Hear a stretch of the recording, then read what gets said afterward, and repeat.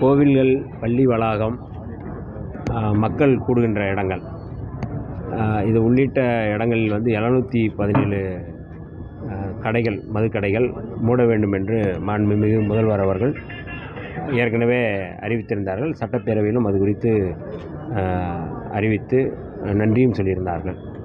அந்த வகையிலே பல்லாவரத்தில் இந்த மீனம்பாக்கம் பகுதியில் இருக்கின்ற இந்த கடை, வஉசி நகரில் இருக்கின்ற இந்த கடை மூட வேண்டும் என்று நீண்ட காலமாக பகுதி மக்கள் கோரிக்கை வைத்திருந்தார்கள். ஆனால் மூடப்படாமலே அது தொடர்ந்து சமூக விரோத சக்திகளுடைய கைகளில் மிக மோசமாக இந்த சூழலில் இருந்த அந்த கடை அகற்றப்பட்டிருக்கிறது. அகற்றப்பட்டதற்காக மாண்புமிகு முதல்வர் அவர்களுக்கும் மரியாதைக்குரிய மாண்புமிகு அமைச்சர் விக்னேஷ் அவர்களுக்கும் இந்த நேரத்தில் என்னுடைய நன்றியை தெரிவித்துக் கொள்கின்றேன்.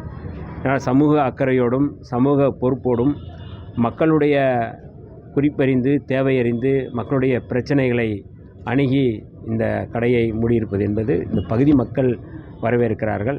அந்த வகையில் இன்றைக்கு நம்முடைய சட்டமன்ற உறுப்பினர், பல்லாவரம் சட்டமன்ற உறுப்பினர் அவர்களோடு வந்து புரட்சியாளர் அம்பேத்கர் அவருடைய சிலைக்கு மாலை அணிவித்து இந்த மக்களுடைய அந்த வரவேற்பை நாங்கள் பெற்றிருக்கின்றோம். இது எங்களுக்கான வரவேற்பல்ல, நம்முடைய அரசுக்கான வரவேற்பாகத்தான் நாங்கள் பார்க்கின்றோம்.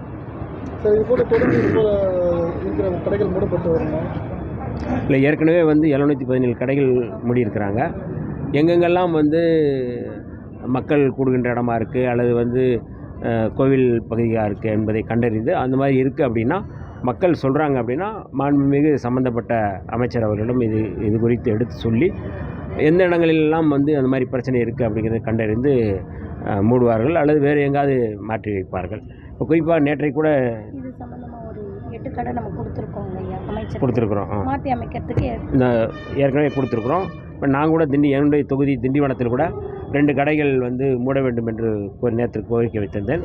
அதுவும் மாண்புமிகு அமைச்சரிடம் பேசும் பொழுது அவரும் வந்து கொஞ்சம் வந்து இது எங்காவது மாற்றி வைக்கலாம் என்று சொல்லியிருக்கிறார்கள்.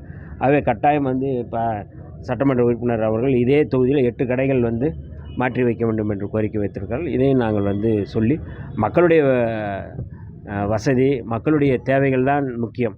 அந்த வகையில் தான் இந்த கடைகளை மூடுவதற்கான வேலைகளை செய்து வருகிறோம். சார், பழவந்தாங்கல் ரயில் நிலையம் மாதிரியே ஒரு கடை இருக்குது. அதாவது பொதுமக்கள் வந்து அதிகமாக அந்த வழியை தான் யூஸ் பண்ணுறாங்க. ஆனால் அந்த கடையினால ஒரு பெரிய அளவில் பாதிப்பு இருக்குன்னு சொல்கிறாங்க. இது வரைக்கும் அதுக்கு எந்த ஒரு நடவடிக்கையுமே எடுக்கல. இது அந்த கடை எண்ணும் நாங்கள் கொடுத்துருக்கோங்க. அமைச்சர்கிட்ட 8 கடைகள் எண்ணு கொடுத்துருக்கோம். அதை மாற்றி அமைக்கிற விஷயமா பேச்சுவார்த்தை பண்ணியிருக்கோம். சார், ஏவா வேலு அவர்கள் சொந்தமான இடத்துல வந்து 14 இடத்துல வந்து இன்னைக்கு வந்து லஞ்ச ஒழிப்புத்துறை ஐடி போயிருக்காங்க. சட்டப்பூர்வமாக நடக்கிறது அல்லது சட்டப்பூர்வமாக நடக்கிறது என்றால் அதை வந்து நம்ம வந்து என்ன மாதிரியான நடவடிக்கைகள் ஈடுபட்டு கொண்டிருக்கிறார்கள், அது சட்டப்பூர்வமாக நடக்கிறது என்றால் அதை வரவேற்க வேண்டும். சட்டத்திற்கு புறம்பாக என்றால் பழிவாங்கும் நடவடிக்கை என்றால் அதை ஏற்றுக்கொள்ள முடியாது.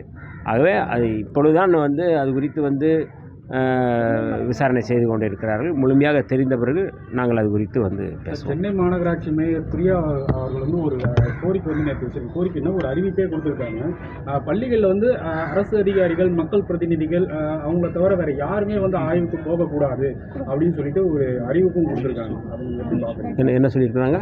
சென்னை மாநகராட்சி மேயர் பிரியா அவங்க நேற்று மாமன்ற கூட்டத்தொடரில் வந்து என்ன சொல்லியிருக்காங்கன்னா, மக்கள் பிரதிநிதிகள் அப்புறம் அதிகாரிகள் தவிர்த்து ஸ்கூலுக்கு வந்து ஆய்வு போகக்கூடாது, ஸ்கூலில் மற்ற இடத்துல ஆய்வுக்கெல்லாம் போகக்கூடாது அப்படின்னு சொல்லியிருக்காங்க. இல்லை, மக்கள் பிரதிநிதிகள் தான் ஆய்வுக்கு போயிட்டுருக்குறாங்க, வேறு யாரும் போகிறாங்கன்னு எனக்கு தெரில.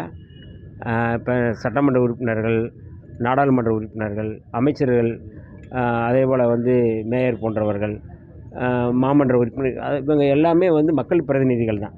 மக்கள் பிரதிநிதிகள் எங்கும் வந்து ஆய்வு செய்யலாம், ஆய்வு செய்ய முடியாது என்று சொல்ல முடியாது. ஆகவே அந்த வகையில் மரியாதைக்குரிய மேயர் அவர்கள் கருத்து சொல்லியிருக்கிறார் என்று நாம் பார்க்க வேண்டும்.